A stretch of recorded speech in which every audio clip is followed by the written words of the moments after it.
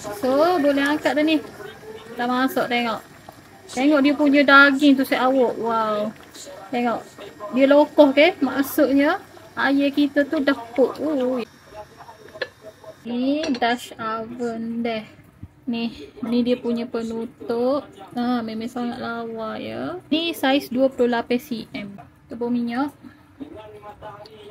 So minyak dah panas, kita bubur, bagi-bagi kita blend kat ni.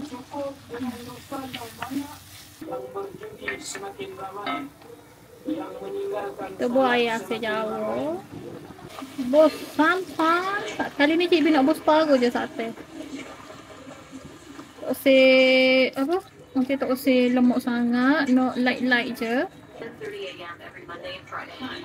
Tengok, dia gelegok tak ada apa-apa. Memang best kuali ni tau. Okay.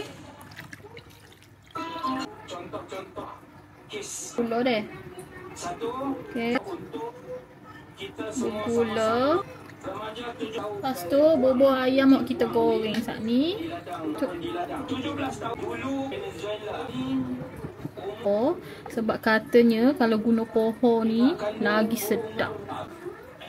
Tak apa, daun kunyit. So kita masak, tutup selama 10 minit. Kita tengok lepas ni. Molek panas ni. Oh.